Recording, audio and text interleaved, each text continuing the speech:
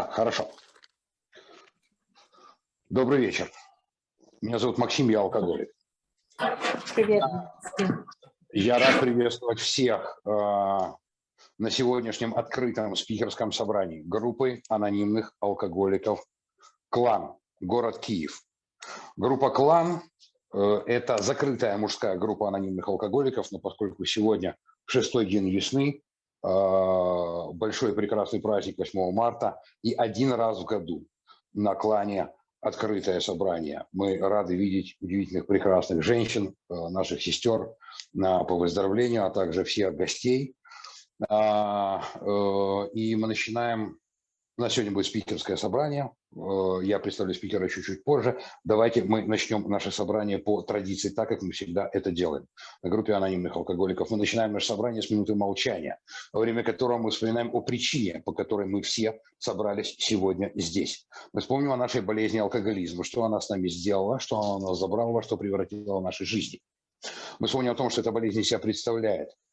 Прогрессирующая, смертельная, неизлечимая, очень хитрая, избивающая с толку.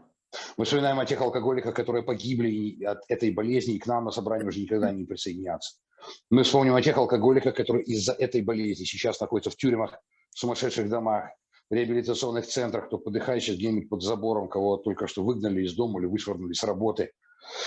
Мы вспоминаем о тех алкоголиках, кому, возможно, еще сможем помочь. Это то главное, для чего мы собираемся на группе анонимных алкоголиков. Мы приглашаем нашу высшую силу, high power.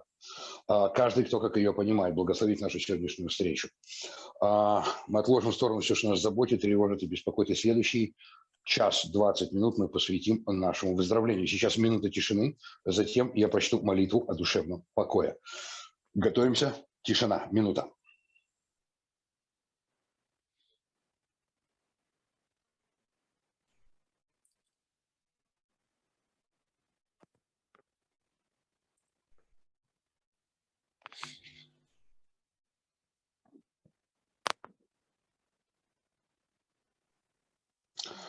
Молитва о душевном покое. Боже, дай мне разум и душевный покой. Принять то, что я не в силах изменить.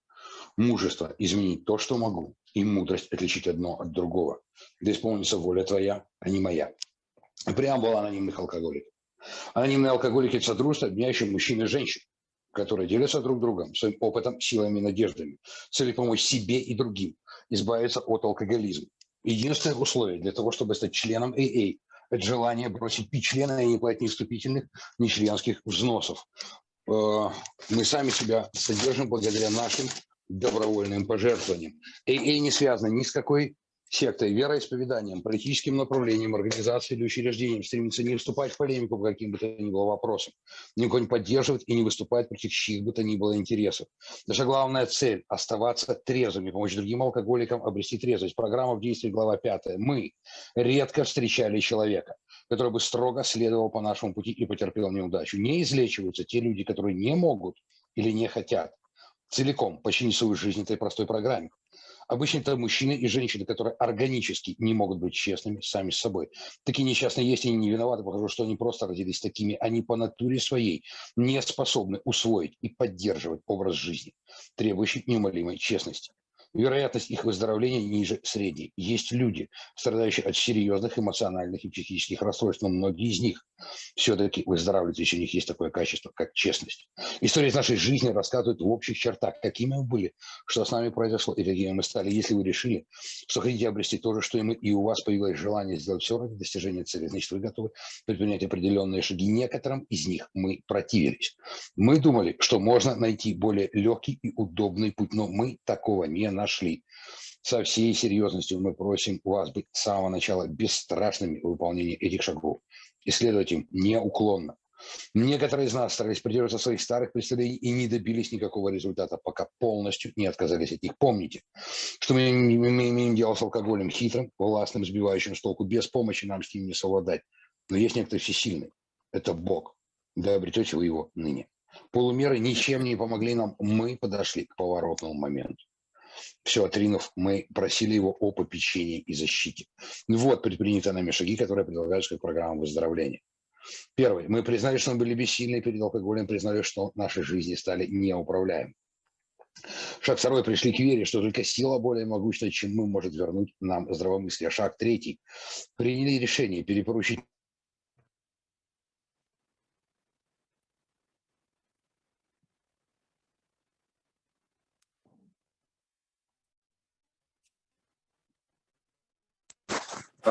рукой признали перед Богом собой и каким-либо другим человеком истину природу наших заблуждений. Шаг шестой. Полностью подготовили себя к тому, чтобы Бог избавил нас от наших недостатков. Шаг седьмой. Смиренно просили его исправить наши изъяны. Восьмой шаг. Составили список всех тех людей, кому мы причинили зло и преисполнили желанием заблуждения. Девятый. Лично возмещали причиненный этим людям ущерб, где только возможно, кроме тех случаев, когда это могло повредить им или кому-либо другому. 10. Продолжали самоанализ, и когда допускали ошибки, сразу признавали это. Шаг 11. Стремились путем молитвы и медитации углубить соприкосновение с Богом, как мы понимали его, молясь лишь о знании его воли, которую нам надлежит исполнить, не даровать ни силы для этого. Шаг 12. Достигнув духовного пробуждения, к которому привели эти шаги, мы пытались донести смысл наших идей до других алкоголиков и применить эти принципы во всех наших делах. Окей, хорошо. Друзья, добрый вечер. Еще раз Максим Алкоголик. Привет, Максим.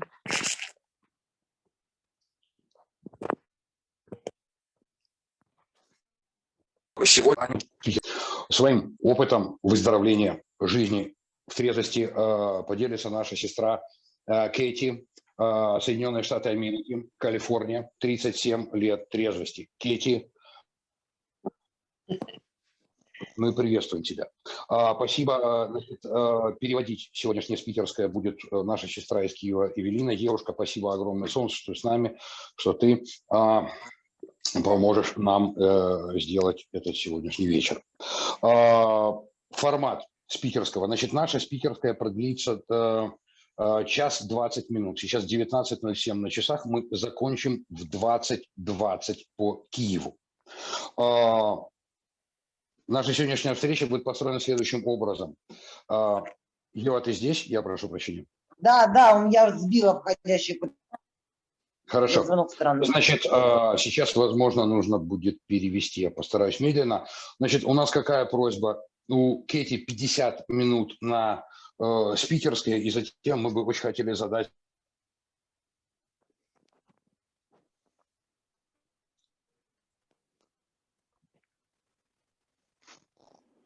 Макс, звук пропадает.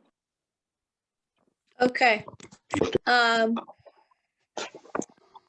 You have 50 minutes for sharing. Yeah. And then 15 minutes for the questions. It was 50 minutes for sharing, right? 50, yes. 50. Как я поняла. Но меня зовут Катя, я алкоголик, и я очень рада быть здесь сегодня. Я прошу прощения заранее, потому что мой интернет сегодня не очень, так что есть технические проблемы, так что периодически, может быть, будет, не знаю. Okay. Break up. Okay, so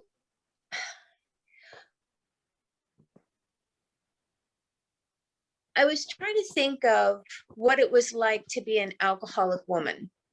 Я постаралась задать себе вопрос, что это, как это быть женщиной-алкоголиком.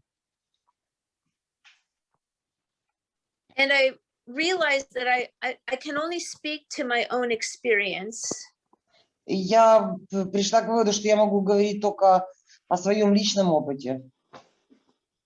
But my experience is to many women alcoholics that I've sponsored. So I think we have a lot of things in common, we women.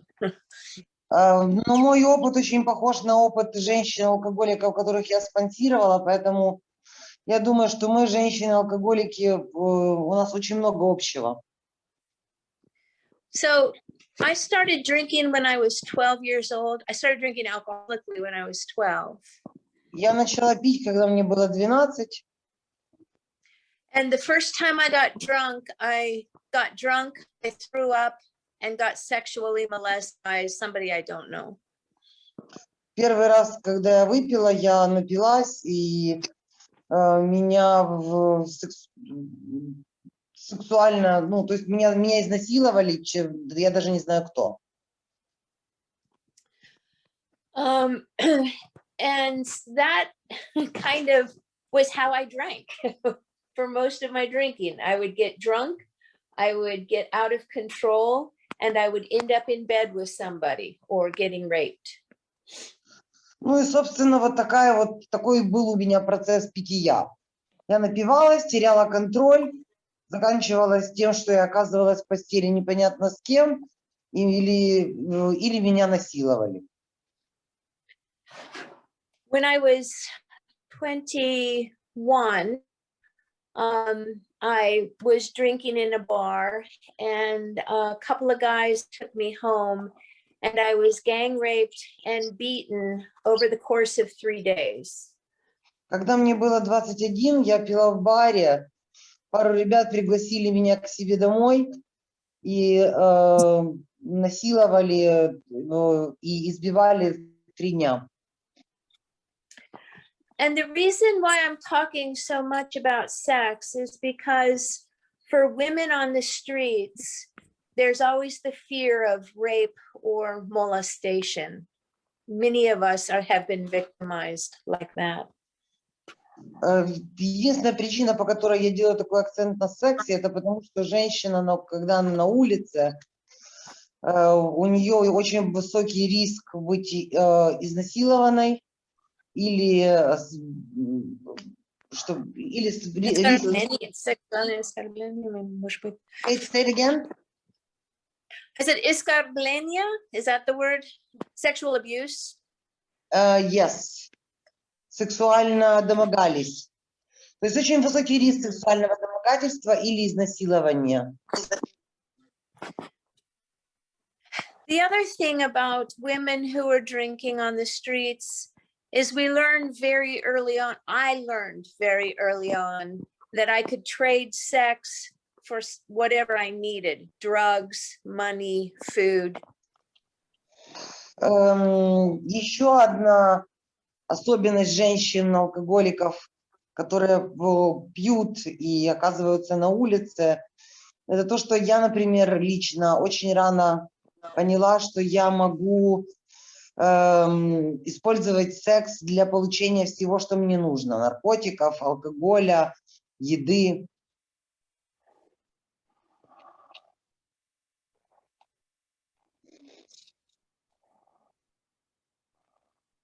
Кейт? Hello? Кейт. We lost you. Okay, I got dropped. Технические проблемы. Can you hear me? Да. Okay. Did you translate that last little bit? Yes, about trading sex for food and drugs and alcohol. Yeah. Okay. So I'm sure I've never been a man, so I don't know what it's like to be a male alcoholic. Я никогда не была мужчиной, поэтому я не знаю, что такое быть мужчиной-алкоголиком.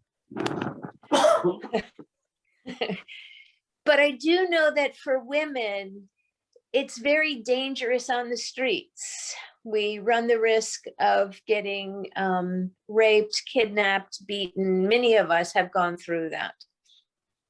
Но для женщин-алкоголиков, как я уже сказала ранее, очень высокий риск быть куда-то вывезенной, избитой, изнасилованной. И очень многие из нас прошли через это. And in my life, when that happened to me, what I did with that was I didn't grieve. I just blamed myself and started hating myself, thinking that I was at fault. И в моем случае, когда со мной все это происходило, я не позволяла себе испытывать скорбь. Я начинала винить себя ненавидеть себя и винить себя в том, что все, что произошло, произошло по моей вине. And so my experience, I never learned about love or trust or sexual intimacy because of love. Так что мой опыт такой, что я никогда не знала, что такое любовь, сексуальная близость по любви. I never learned to trust or to rely on. Я не умела доверять или полагаться на мужчин. And so when I was drinking, my relationships with men were all about either being sexually abused or using sex to get something that I needed or wanted. Поэтому в моем случае, когда я употребляла, все сводилось к тому, что или меня сексуально домогались и использовали, или я использовала секс для получения чего бы то ни было. And so when I finally came to Alcoholics Anonymous, когда я пришла в анонимные алкоголики, наконец-то, that way of thinking didn't change. It's all I knew. Этот образ мышления, он не изменился, потому что это было все, что я знала. So when I was 90 days sober, a man in AA 13th stepped me. You were 90 or 19 days? 3 months. Поэтому, когда я была трезва 3 месяца, мужчина в AA сделал со мной 13-й шаг. But it wasn't entirely his fault. Но это не была полностью его вина. Because I came to Alcoholics Anonymous acting like a drunk, even though I wasn't drinking. Потому что я пришла в анонимные алкоголики и продолжала вести себя как алкоголик, несмотря на то, что я уже не пила. I wore extremely short skirts and see-through tops. Я носила очень короткие юбки и прозрачные кофточки. I would be very sexually suggestive with men in AA. Я выглядела очень сексуально доступной с мужчинами в AA. I flirted a lot. Я очень много флиртовала. Because it's all I knew. Потому что это все, что я умела. And a lot of women in my early sobriety would tell me to stop acting like a whore. И очень много женщин, как в моей ранней трезвости, говорили мне: перестань вести себя как проститутка, как шлюха. But I didn't know how. Но я не знала, как. And I think that's true of many women who come to AA. We don't know how to have normal relationships with men. Я думаю, что это также относится к множеству женщин в AA. Мы просто не знаем, как иметь нормальные, заводить нормальные отношения с мужчинами. So when I got 13th step, it broke my heart and nearly got me drunk. I nearly got drunk. Так что, когда со мной сделали 13-й шаг, это разбило мне сердце, и я почти сорвалась. Because I thought Alcoholics Anonymous was one place in the world that I could be safe. Потому что до этого я думала, что анонимные алкоголики – это единственное место в мире, где я могу чувствовать безопасность. And it wasn't true. И получилось, что это не так. It felt like AA was just like all the bars, that the men were there to use me and that I had to be very, very careful. Выглядело так, что AA очень похоже на бары, где мужчины используют меня. А что происходит?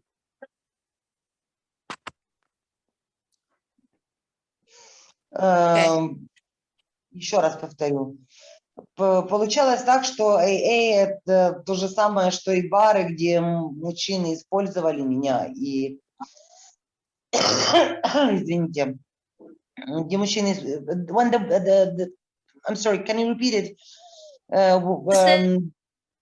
It felt like AA was just like all the bars, that the men there would use me and I had to be very careful and guarded.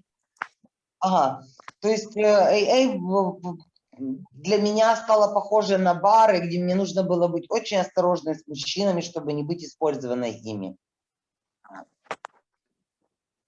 And happily for me, around the time that I was getting 13th step, I got a sponsor, Noah, who understood what it was like to try to get sober as a woman. К счастью для меня, в то время, когда со мной сделали 13-й шаг, я обрела спонсора, это была женщина, ее звали Ноа, и она понимала, что такое стараться протрезветь. So she understood that what I needed was just enough time off of the streets and in a safe place so that I could learn how to trust people. Enough of the kind, that's what you said? Sorry. I'm sorry, I said I just needed enough time, время. To get off the streets and to learn how to trust people, right? И она понимала, что все, что мне нужно, это время для того, чтобы научиться, как убраться с улицы и научиться доверять другим людям. And so one of the things that I had to do in my early sobriety was I had to go 1 full year with no one-on-one contact with any men. И мне пришлось начать с того, что целый год в начале моей трезвости я прожила без контакта 1 на 1 с каким-либо мужчиной. And the reason for that is because I knew how to manipulate men and I knew how to use sex to get what I wanted. И причиной для этого было то, что я знала, как манипулировать мужчинами, и я знала, как использовать секс для того, чтобы получить то, что я хочу. But I didn't know who I was, what I wanted, or how to talk to women. How to talk to women or to men? To women. Hated women.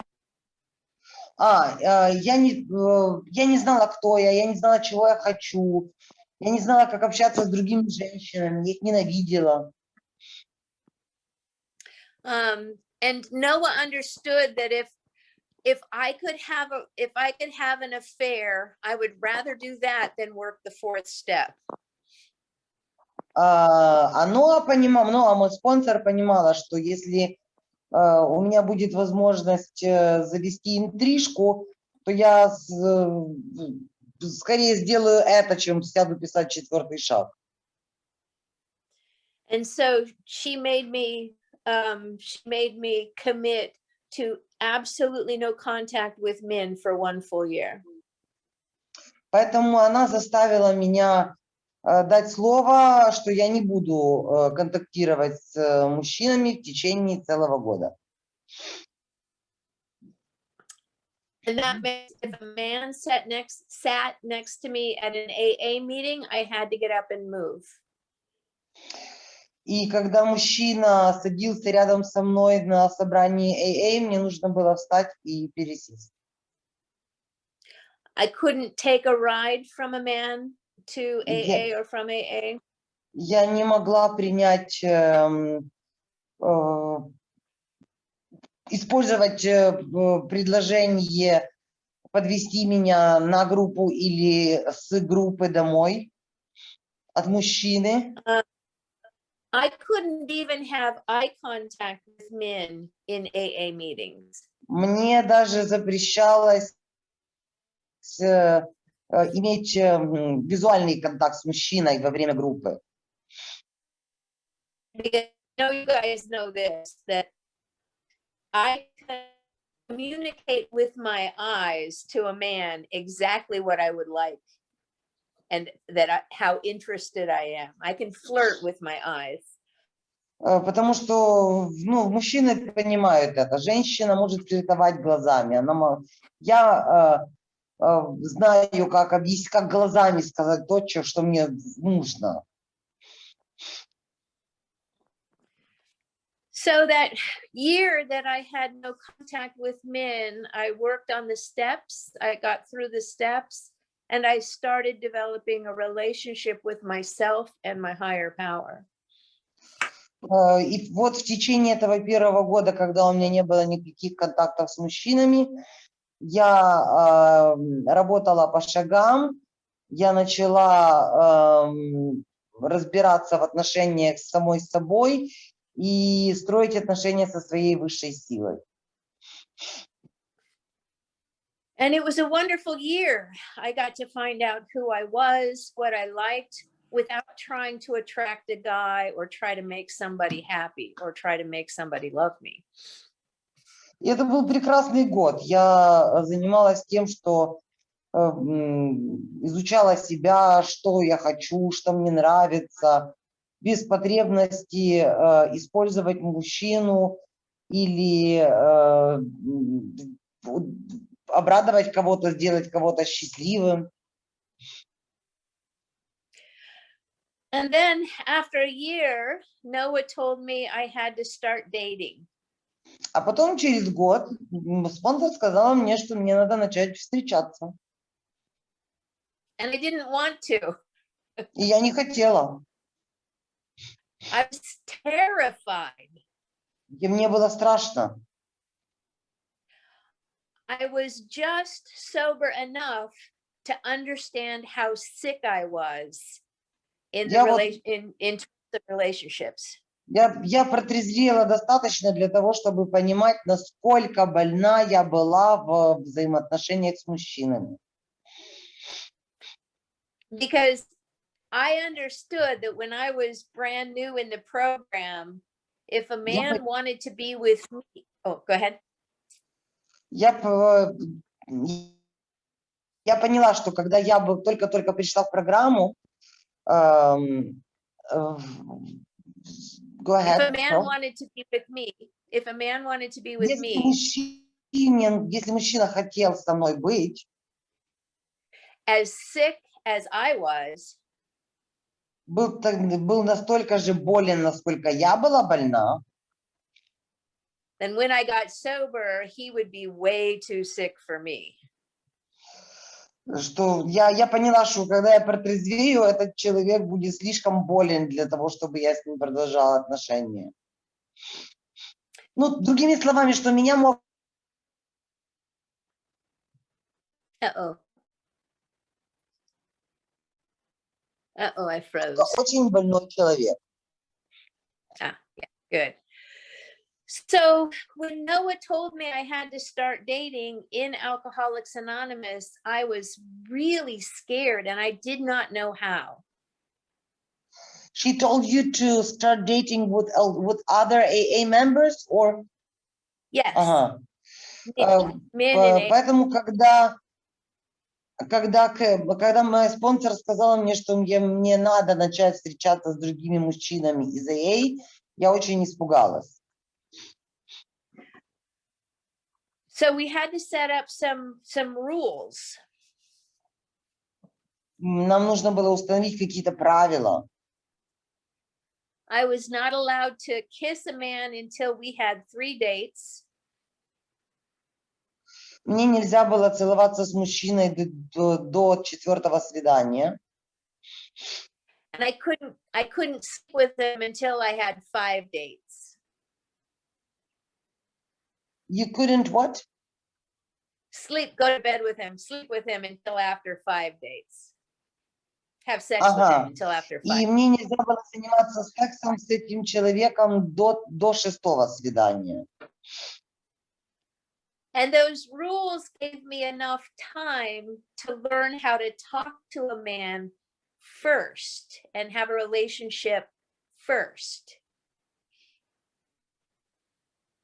И эти правила, они дали мне возможность выучить, понять, как сначала научиться разговаривать с мужчиной и выстраивать отношения сначала. And it was the big book says that AA doesn't want to judge anybody's sex life, that we ask God to shape it for us. Большая книга говорит, что мы не собираемся судить ничье сексуальное поведение, что мы просим Бога помочь нам сформировать наш идеал сексуального поведения. And in that time of dating men in AA, I realized that I did not want to have sex unless I was in a committed relationship. И в то время, когда я встречалась с мужчинами из AA, я поняла, что я не хочу иметь секс с человеком, если у меня с ним нет каких-то преданных уже, четко очерченных отношений. That I was a child of God and that my sex powers were God-given.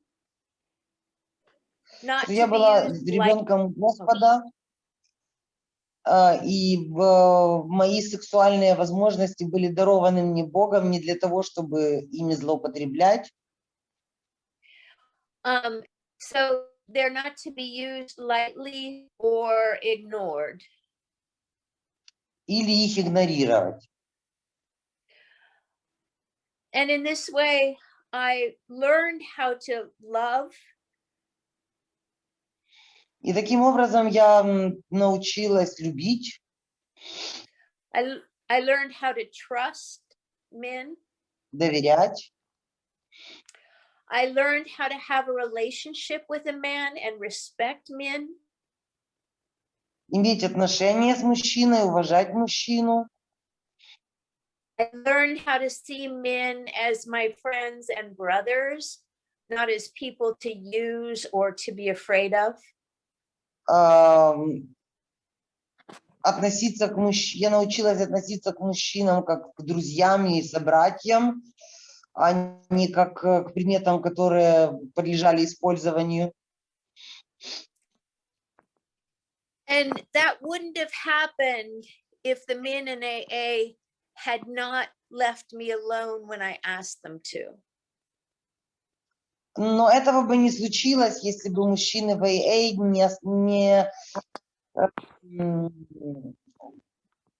не прекращали взаимоотношения со мной, как только я их об этом просила.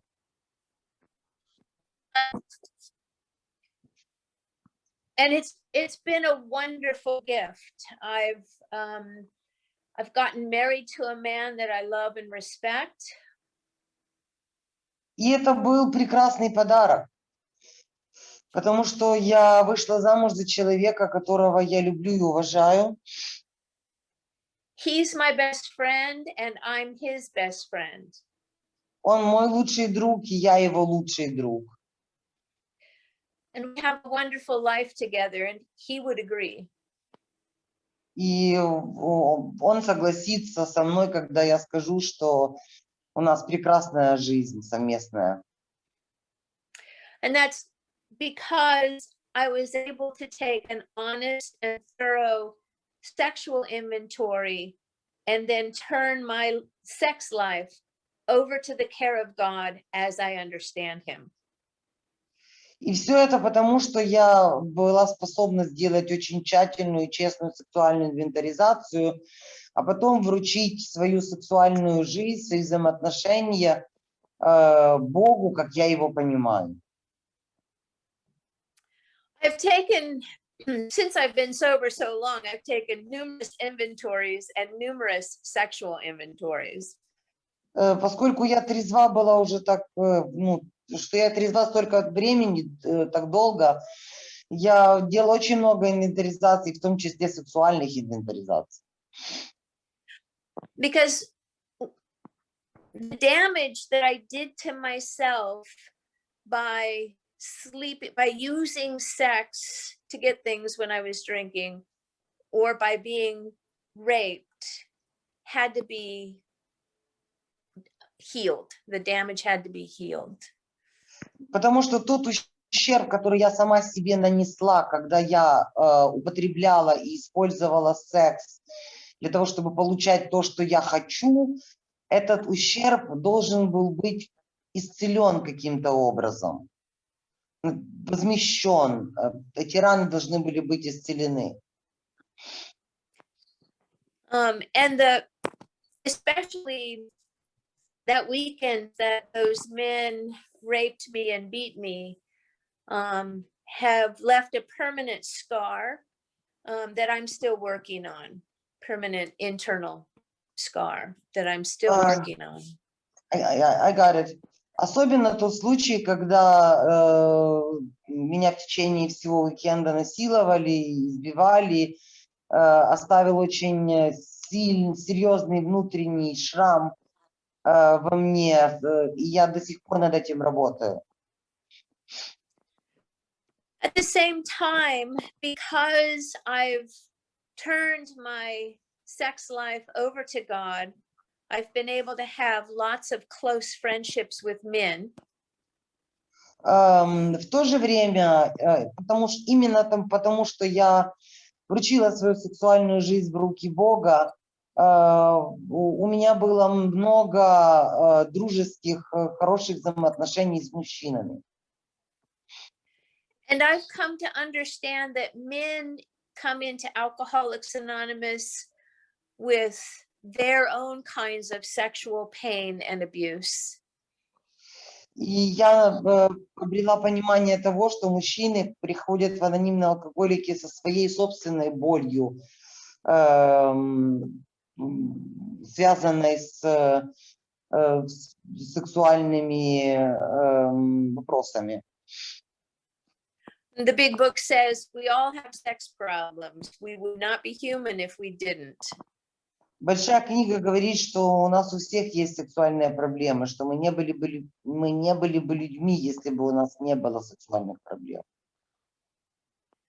So as a woman in Alcoholics Anonymous, some of what I need to do is to treat my brothers with respect and kindness.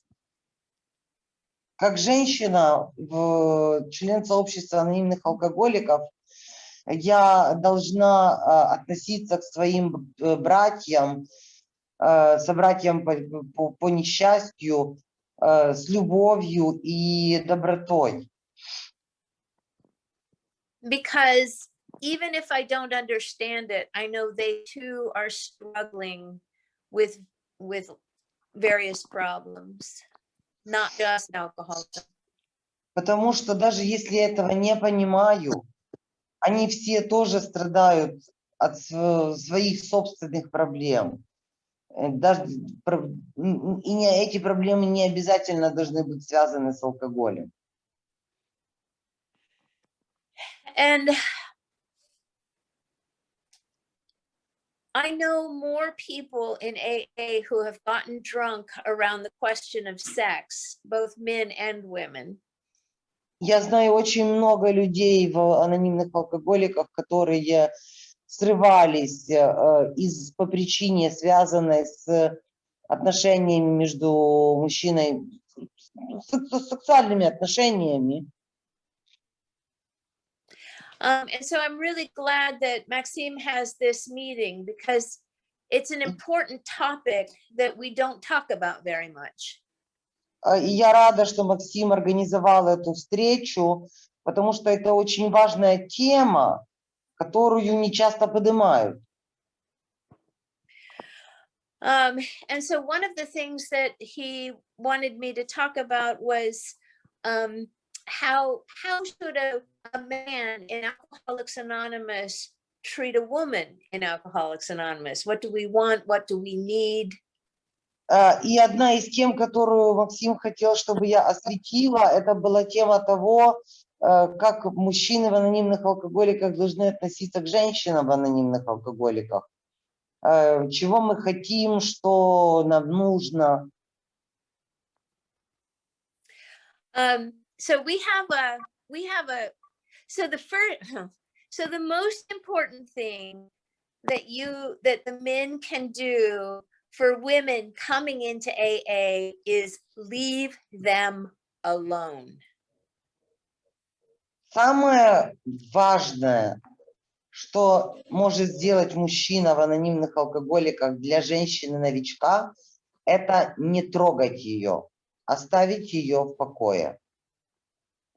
Let them have a year to get sober before Дать им you время, start хотя бы год, чтобы протрезветь, прежде чем начать с ними какие-то взаимоотношения. At the same time, if you find yourself very attracted to a newcomer, there's something wrong. You should take your inventory. В то же время, если вы обнаружили, что вы очень сильно сексуально привязаны к женщине-новичку, что-то с вами не в порядке. Нужно внимательнее посмотреть на свою сексуальную инвентаризацию. Because most women coming into AA are pretty darn sick and broken. Потому что большинство женщин, которые только приходят в анонимные алкоголики, очень сильно больны и, как правило, очень сильно поломаны. We have a term for men who prey on newcomers, who flirt with newcomers, who sleep with newcomers. У нас есть термин, который мы используем для определения тех мужчин, которые флиртуют с женщинами-новичками или спят с женщинами-новичками. And pardon my language, but we call them pigeon fuckers. И простите мой французский, но мы называем их трахателями голубей.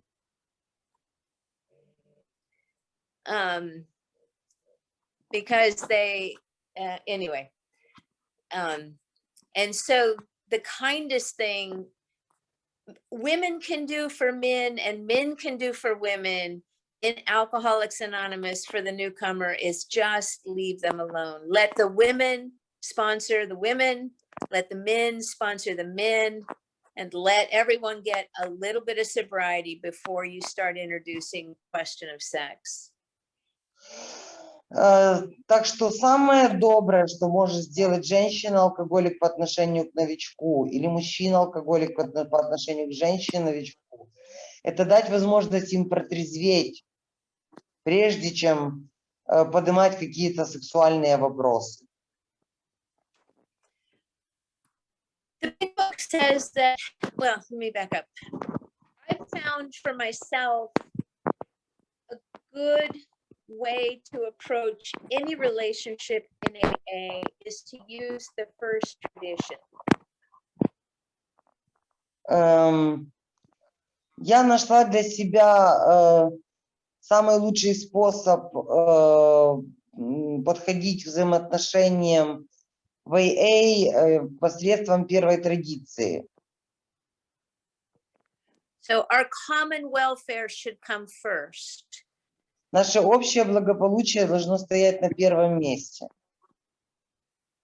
So if I'm trying to use or manipulate a newcomer in AA, that is in violation of the first tradition.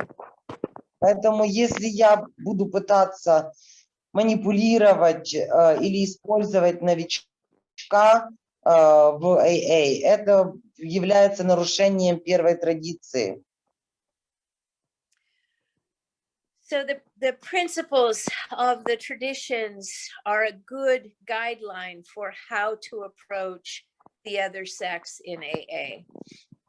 Так что принципы традиций это очень хорошие директивы, которые определяют пути подхода к сексуальным вопросам в AA. The other thing that I found very important is to take my sexual inventory, as in the big book. Очень важно также сделать свою сексуальную инвентаризацию, как это описано в большой книге. Especially if I'm thinking about flirting with somebody. Особенно, когда я начинаю думать о том, чтобы пофлиртовать с кем-нибудь. To ask myself those questions. Am I being selfish? Задать себе вот эти вопросы. Эгоистична ли я? Am I being dishonest? Честна ли я? Am I going to hurt somebody? Могу ли я нанести кому-нибудь вред? So I asked those questions that are in the sexual inventory in the big book. And in that way, в таких случаях я задаю себе вопросы, как они, вот эти вот вопросы из сексуальной инвентаризации, как это описано в большой книге. И таким образом that way God can take my sex as well as everything else. I can let God take charge. И таким образом Бог может вмешаться и урегулировать мои сексуальные вопросы так же, как Он регулирует все остальные сферы моей жизни. What is it that women want and what is it that women need? It's the same thing that everybody needs and wants in Alcoholics Anonymous and everywhere else. They need.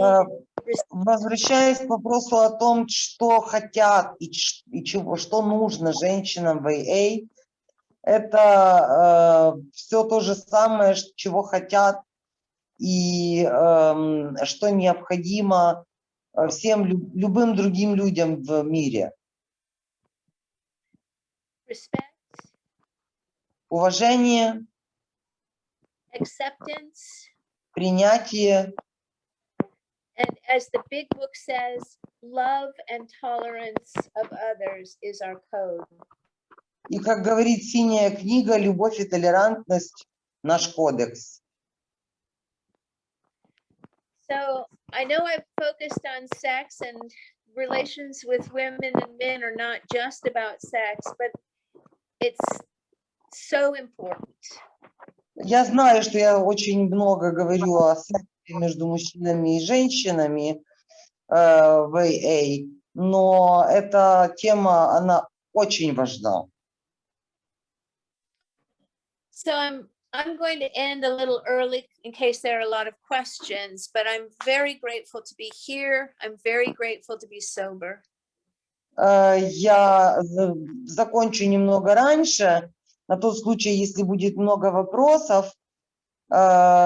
И хочу поблагодарить за то, что я здесь, и за то, что я трезва. So if there's any questions, thank you, Maxime. Oh, Kate, it's great. Thank you. Друзья, спасибо огромное. Спасибо, Кейт, спасибо, Ева. Ребята, пожалуйста, парни, девушки, мужчины и женщины, ваши вопросы. Вопросы мы задаем следующим образом. В Zoom можно назвать, поднять руку, либо в чате, пожалуйста, напишите 3 единицы, и мы дадим вам слово. Друзья, пожалуйста, ваши вопросы. Как раз. Какие вопросы? Ни у кого нет никаких сексуальных отношений. Ты что, Максим? Тихо, тихо, подожди, не сбивай людей. Да прикалываюсь. Так, я вижу Трофим. Леша, Трофим, пожалуйста, твой вопрос.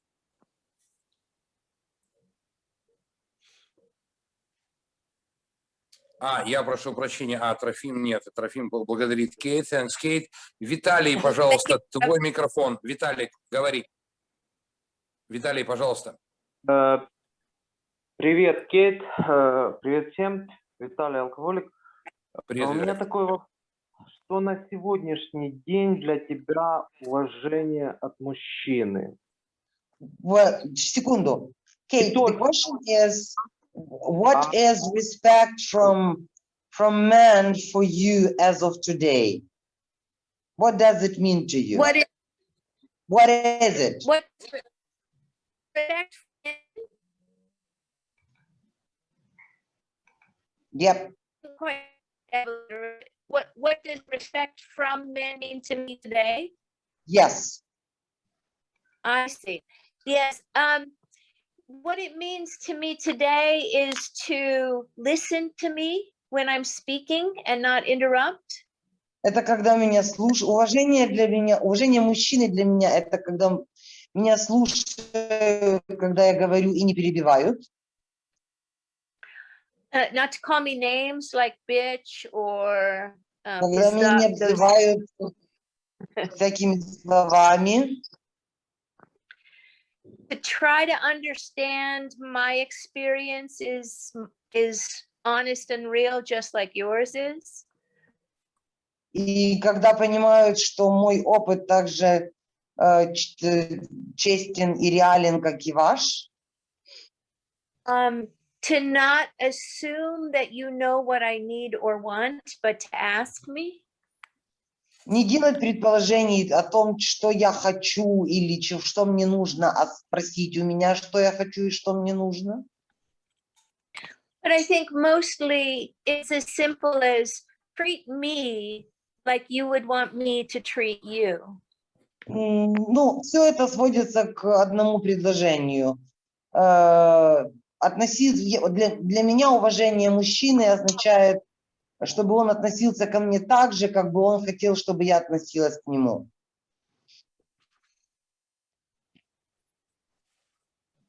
That's it. Это все.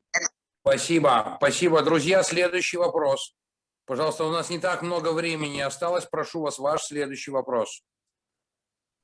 А вот Виталий еще хочет задать один вопрос. Виталик, пожалуйста, твой микрофон.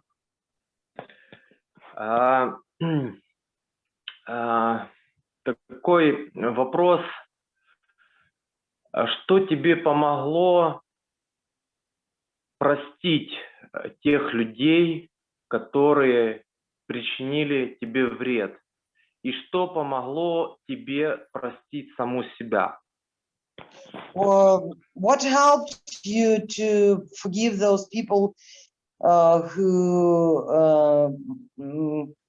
gang-raped you? Yeah, and what helped you to forgive yourself? Okay. It took me many years. Это заняло у меня много лет. In fact, when I was 10 years sober, когда я была 10 лет трезва, I was the speaker at the international conference in Hawaii. Я была спикером на международной конференции на Гавайях. And one of the guys who raped me was now a sober member of Alcoholics Anonymous. И один из тех ребят, которые меня насиловали, на тот момент был трезвым членом сообщества анонимных алкоголиков. And after I finished speaking, he came up to me. И после того, как я закончила говорить, он подошел ко мне. And I had a physical reaction. I nearly threw up. У меня была физическая реакция, я почти вырвала. I just started screaming, get away from me, get away from me, get away from me. Я начала кричать, убирайся, убирайся, убирайся. And that was at 10 years sober. И это было, когда я была 10 лет трезва. So it took many years of me taking my own inventory and understanding that I put myself in that position. Это заняло много лет и много сексуальных инвентаризаций, чтобы я наконец поняла, что я сама себя поставила в это положение. And I had to also come to understand that everybody is doing the best they can. И я также пришла к пониманию того, что все делают то, что они считают самым лучшим. That these guys too were children of God, and I didn't know. Go ahead. И что эти ребята, они тоже были детьми Бога. And that I didn't know what problems or pains they had in their lives. Я не знала, какие проблемы и какую боль они проживали в своей жизни. So I was finally able to forgive them and let go of it. Так что, в конце концов, я стала способна их простить и отпустить эту ситуацию. And as for forgiving myself, а что касается прощения самой себя, it was kind of a similar process. I kept taking my own inventory.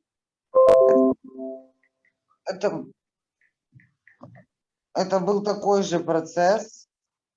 Я продолжала делать свою сексуальную инвентаризацию. And I had to understand and accept that I too was doing the best I could. И мне этого пришлось понять и принять, что я тоже делала то, что я считала самым лучшим. And that I too was a child of God. И что я тоже была ребенком Бога. And one way, what my sponsor made me do early on was to stand in front of a mirror, look myself deeply in the eyes, and say, I love you and I freely forgive all that you've done to me.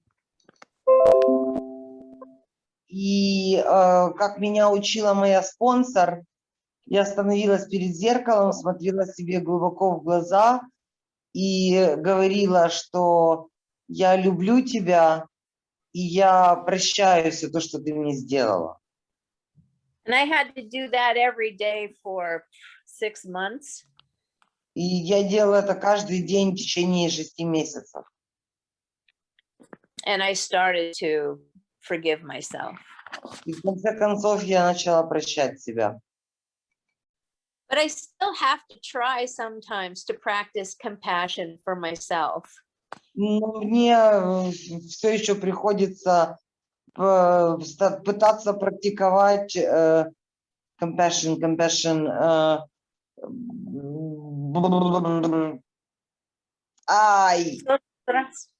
Сострадание. Compassion, сострадание. Сострадание, сострадание по отношению к самой себе. Yeah. So, but it's hard. Но это тяжело. That's it. Это все. Окей, спасибо. Спасибо. Трофим, пожалуйста, твой вопрос. Да, спасибо, Кейт, спасибо всем. Трофим, алкоголик. Хотел задать вопрос. Чувство юмора, вот насколько оно важно вот для выздоровления, и если это в отношениях тоже вот применяется ли чувство юмора, и как его развивать? Спасибо, спасибо, я трезвый. How important is the feeling of humor in relationship, and what is it needed to develop it in a relationship? I think humor is very important. Я думаю, что юмор очень важен. In fact, in AA, we have Rule 62. Don't take yourself too seriously. На самом деле в АЭ у нас есть правило 62. Не относись к себе слишком серьезно. And that's where the humor comes from. If you can see yourself in a humorous way, it's easy to bring that lightheartedness into a relationship. И вот откуда идет юмор, вот где он начинается. Если человек способен отнестись к себе с юмором, то он может эту легкость в подходе к себе привнести в взаимоотношения с другим полом. And the humor also comes from understanding I am much like everybody else. Can you repeat it? Because you were cutting up. Oh, I said, and sometimes it's easy to be humorous when you realize you're just like everybody else, but you don't think so. Ага. Иногда очень легко относиться к себе с юмором, как если ты понимаешь, что ты такой же абсолютно, как все остальные, даже если ты так не думаешь. Story. You know the story about the guy who was taking his inventory, and he got to the part where he had sex with the parrot? Вы все, наверное, слышали историю о том, где спонсируемый рассказывает спонсору, что у него был секс с попугаем. And he swore that he would never tell anybody, and if the sponsor laughed, he would go get drunk. And so when he told the sponsor in his fifth step that he had sex with a parrot, the sponsor laughed like hell. И он сказал спонсору, что если спонсор будет смеяться над ним, когда он ему это расскажет, то он пойдет напьется и, ну, короче говоря, спонсор пообещал, что смеяться не будет. And the sponsor laughed like hell. Но когда тот ему рассказал о том, что у него был секс с попугаем, спонсор катался по полу от смеха. And the sponsee said, "That's it, I'm going to go get drunk." Спонсируемый сказал: окей, все, я пошел бухать. And the sponsor said, "But first tell me, did your parrot die too?" А спонсор говорит: иди, конечно, но сначала скажи мне, твой попугай тоже сдох? Так что юмор везде и во всем. Very important. Thank you very much. Отлично, хорошо, спасибо, Трофим, за вопрос. Вопрос в чате от девушки Александры. Александра, спасибо за вопрос. Вопрос звучит так. Кейт, спасибо. Очень ценный опыт. Девушка, переводи, пожалуйста, если можно. Kate, thank you very much. Your experience is very precious. Вопрос. Что самое важное для тебя в отношениях с мужчиной? What is most important for you in the relationship with the man? Дальше. И что категорически недопустимо как в твоем поведении, так и со стороны мужчины сейчас в трезвости для тебя? And what is absolutely unacceptable in your behavior towards men in relationship and in men's behavior towards you in a relationship? Okay. You get it? Yes. First question, absolutely important thing for me, and I think for all alcoholics, is to the relationship with what can you give, not what can you get. So for me, it's extremely important to wake up every day thinking about what can I give to this relationship. Самое важное для меня в отношениях — просыпаться каждое утро и думать о том, что я могу внести, что я могу дать в этих отношениях. Because we are selfish and self-centered people to the extreme, we alcoholics.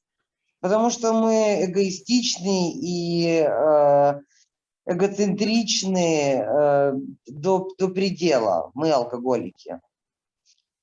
And they say alcoholics don't have relationships, we take hostages.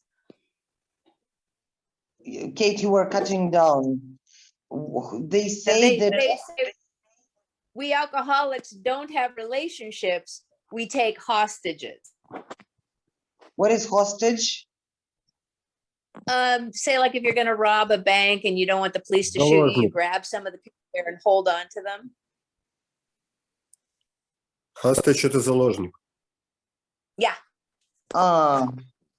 Спасибо. История, не все слова я знаю в английском языке. В АА говорят, что мы алкоголики не имеем взаимоотношений, мы берем других в заложники. So it's important for me, the most important thing in my relationships is to see what I can give and not hold people hostage. Ага. Так что для меня самое важное во взаимоотношениях — это увидеть, что я могу дать этому человеку, а не взять его в заложники. And what's absolutely unacceptable in my behavior with my husband or vice versa, in my opinion and my experience, is dishonesty. И то, что абсолютно неприемлемо в моем поведении по отношению к моему мужу, и наоборот, как показывает мой опыт и каково мое твердое убеждение, это нечестность. Абсолютно недопустимо. The program demands rigorous honesty. Программа требует абсолютной честности, неумолимой честности. And so many of us don't know how to be honest in relationships, but it is critical that we learn how. И так многие из нас, так много нас не знают, как быть честными в взаимоотношениях. Но это критически важно научиться этому. With ourselves and with our partners. Быть честными с самими собой и с нашими партнерами. So that's all.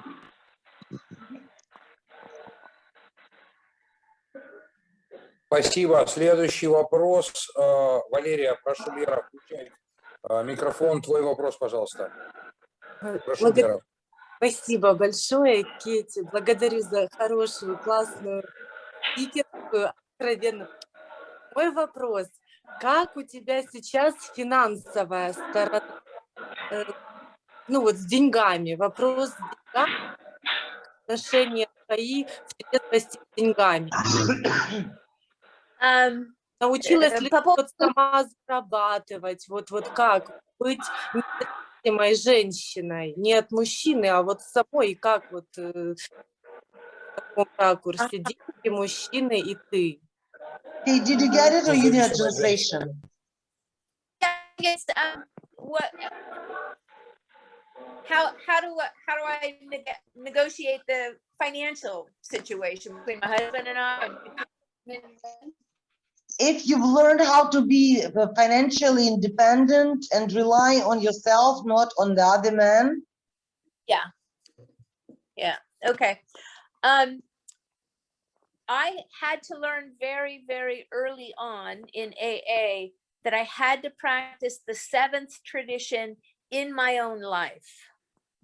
Я научилась, мне пришлось научиться сразу же по приходу в АА, как использовать седьмую традицию в своей собственной жизни.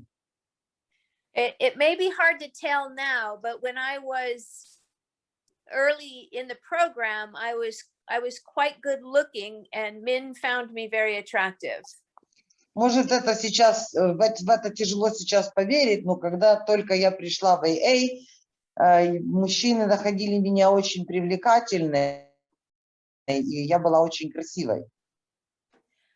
And I had a lot of men buy me things, take me to dinner, take me on trips. Очень многие мужчины покупали мне подарки, водили меня в рестораны, возили меня в поездки. And I found that I would use them and be dishonest with them about my feelings. И я поняла, что я использую их, что я нечестна, что я не говорю им честно о своих чувствах. So I had to stop altogether. And Поэтому мне пришлось все это прекратить. For many years, if I went to dinner with a man, I would pay my own way. И много лет, если я ходила на ужин с мужчиной, я платила сама за себя. Or if he would pay one time for us, I would pay the next. Или если один раз он платил, я ему разрешала заплатить, то в следующий раз я платила за обоих. Or I would have to find some way to practice the seventh tradition, to be self-supporting through my own contributions. И мне нужно было научиться находить способы применить седьмую традицию для того, чтобы обеспечивать себя саму и делать определенные взносы в каждую ситуацию, мои собственные взносы. Yeah, so yes, I found a way to be independent financially. Так что я научилась быть самостоятельной финансово. I make more money than my husband, so I pay most of the bills. Я больше зарабатываю, чем мой муж, и я оплачиваю большинство наших общих счетов. And he does a lot of the housework. So он делает очень много домашней работы, он тоже практикует седьмую традицию. And that's kind of how God has shaped our relationship. But I think it's very important to have financial independence. Ну, таким образом Господь разрулил нашу ситуацию, наши взаимоотношения. Но я думаю, что это очень важно иметь свою собственную финансовую независимость. That's all. Thank you. Спасибо огромное. И как раз это самое время, здесь Максим Алкоголик, самое время сделать напоминание седьмой традиции, благодаря которой наша группа сама себя содержит. Мы оплачиваем коммерческий аккаунт в Zoom, и с этого четверга мы выходим из локдауна, и у нас будет первое этой весной собрание на Подоле. Мужчины, в четверг в 20:00 мы снова собираемся в нашем замечательном помещении на Подоле. Плюс мы принимаем участие, мы как группа анонимных алкоголиков принимаем участие в финансировании различных проектов по донесению смысла наших идей до других алкоголиков. Вот сейчас мы помогаем молодому и государству Грузии. Сейчас мы будем собирать, отправлять книги в Грузию. Поэтому, друзья, у кого есть возможность, пожалуйста, это добровольное пожертвование. Номер карты нашего казначея вы можете видеть в чате этой Zoom-комнаты. Пожалуйста, обратите внимание, там есть особое примечание по поводу того, что не нужно указывать, за что вы платите, вы просто перечисляете сумму и все. Это как бы это, налоговый вопрос.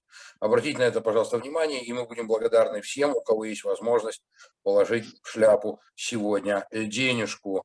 У нас осталось время буквально на 2 вопроса, и мы будем Кейти отпускать уже, потому что... 2 more questions, Kate, and that's gonna be it. Okay. Виталий, это самый хит-трик. 3-й вопрос от тебя, пожалуйста. Спасибо большое. Виталий, я начинаю переживать. Я учусь.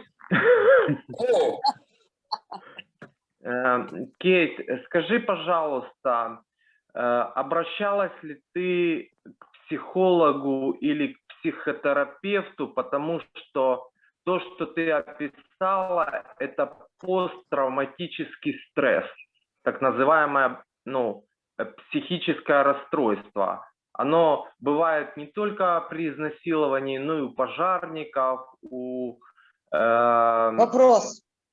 людей экстремальных служб. Ну, суть вопроса понятна, наверное, да?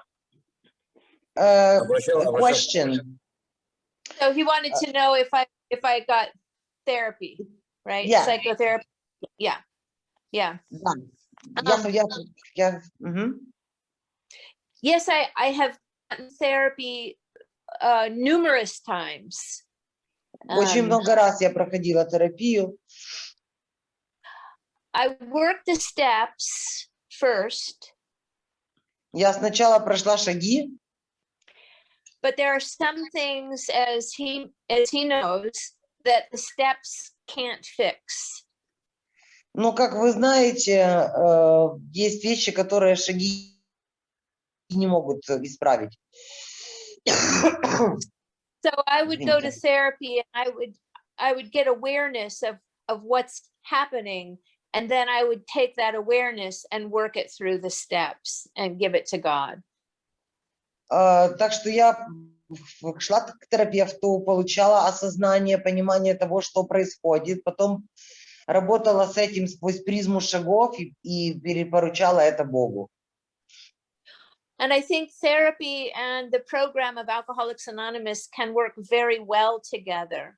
Я думаю, что и терапия, и программа анонимных алкоголиков очень хорошо работают вместе.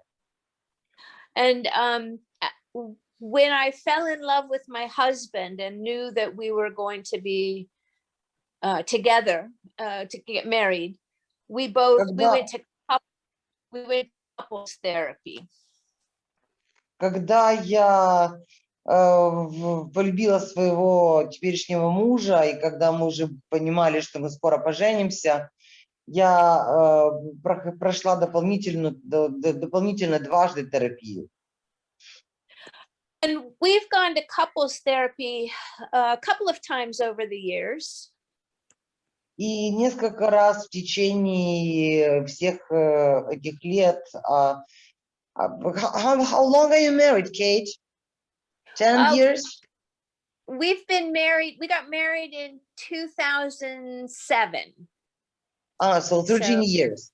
Так что за 13 лет нашего брака мы проходили несколько терапий совместных. Just sometimes we need help. Просто иногда нам нужна помощь. And like our therapist says, therapy is too good to waste on sick people. И как говорит наш терапевт, терапия слишком хороша для того, чтобы ее тратить на больных людей. Такой юмор. Anyway, yeah, it's with all the damage that gets done out there drinking, I find therapy has helped me a lot over the years. Весь тот ущерб, который был нанесен мною за годы употребления, я поняла, что терапия для меня была очень полезной в решении этого вопроса. Возмещения ущерба. Yeah, and the big book says that we should make use of whatever tools are available to see where religious people and therapists can help us. А большая книга настаивает на том, что нам нужно попытаться увидеть, в чем правы верующие люди и в чем правы терапевты. So, yeah, thank you. Good question. That's all. Спасибо, хороший вопрос. Спасибо огромное. И в заключение, если можно, 2 вопроса от меня. Кейти, вопрос номер 1. Ты только что сказала, что шаги не решают все проблемы. Что ты имела в виду? Какие проблемы не решают шаги? You just said that steps do not resolve all the questions. What particularly did you mean? which problem steps can't resolve? Okay, so maybe a better way to say that. Может быть, я не совсем правильно высказалась. Лучше было бы сказать, That the steps can't work on a problem that you don't know you have. что шаги не работают по отношению к тем проблемам, о которых вы не знаете, что они вообще у вас есть. So when I was gang raped,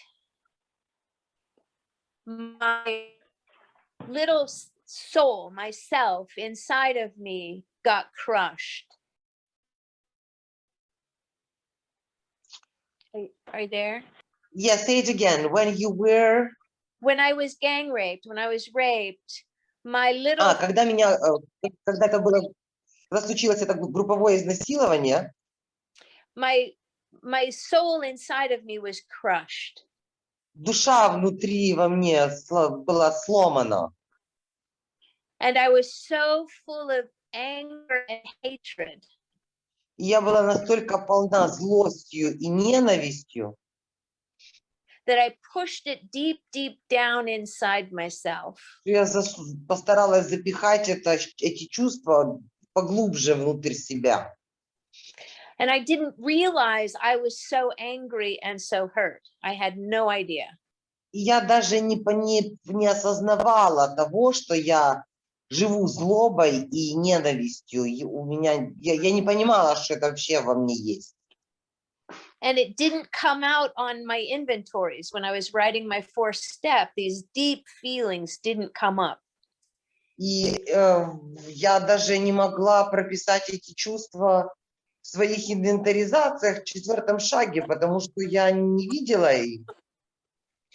But I found myself treating myself and others very badly sometimes. Но я обнаружила, что я иногда очень плохо отношусь и к себе, и к другим людям. So I knew something was wrong, but I didn't know what. Поэтому я знала, что что-то не так, но я не понимала, что именно. So I went to therapy and was able to get to those feelings. Так что я обратилась к терапевту и посредством терапии смогла добраться до этих чувств. And then I was able to take that awareness through the steps. А потом это осознание проработать шагами. And give it to God. И передать его Богу.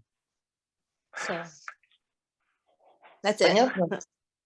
Спасибо. И последний вопрос на сегодня.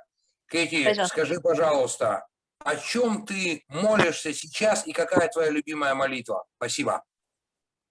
Kate, what do you pray for now, mostly, and what is your favorite prayer? So mostly I pray the same prayer that I've prayed for the last, I would say, 20 years. В основном я молюсь молитвой, которую я использую последние, наверное, лет 20. And that prayer is, God, I offer myself to thee to do with me as thy will. Это молитва 3-го шага. Боже, я перепоручаю себя тебе и прошу тебя создавать и творить меня, как тебе угодно. Yep. That's the prayer I say most often. Это молитва, которую я использую чаще всего. I have a short form. Thy will, not mine, be done. Да исполнится воля твоя, а не моя. And recently, I've added one more prayer that I say every day. И недавно я добавила еще одну молитву, которую я использую каждый Божий день. I'm a Buddhist. Я буддист. And it's a Buddhist prayer. И это молитва буддистская. And it basically goes, pure and beyond the world is the Buddha nature of the trainee. Yeah, never mind. So basically what the prayer is I see God in everyone.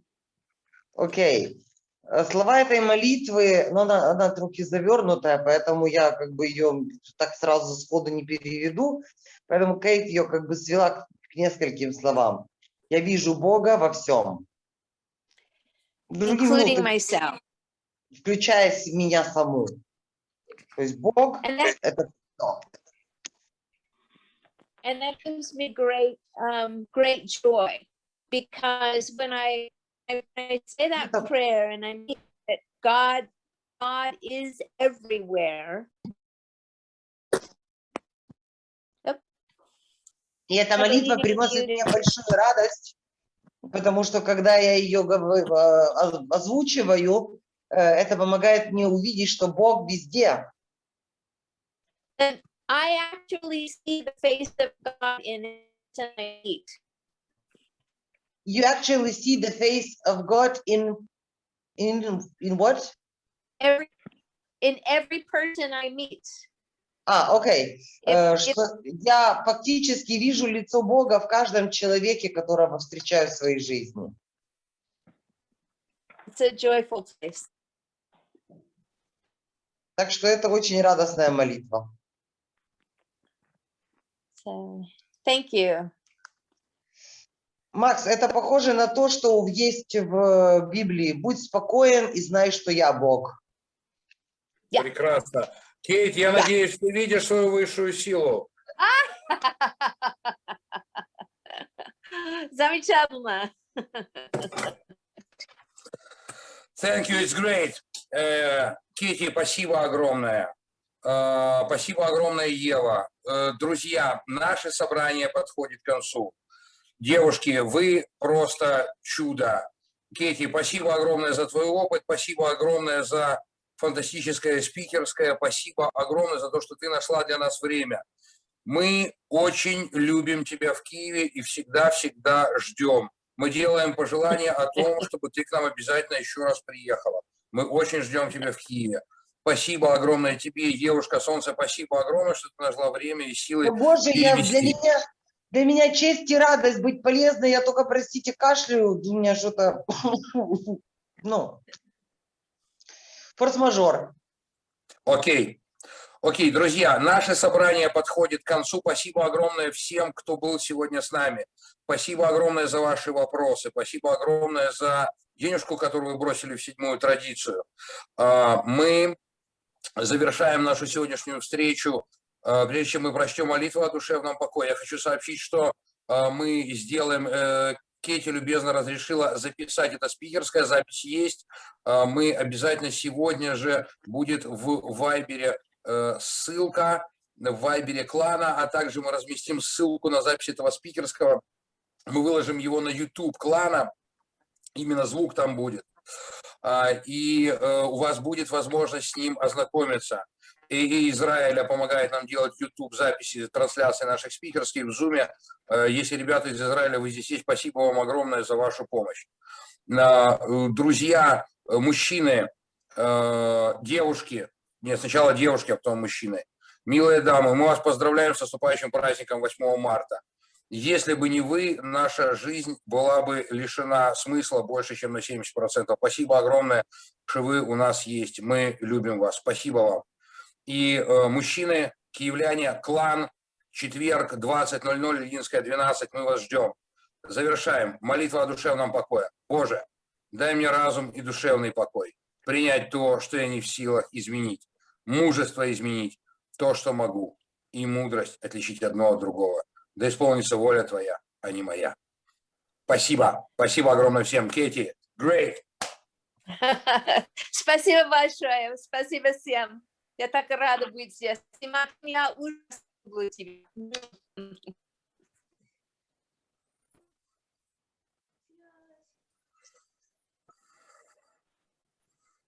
Так, у нас что-то у нас немножко пропало сегодня.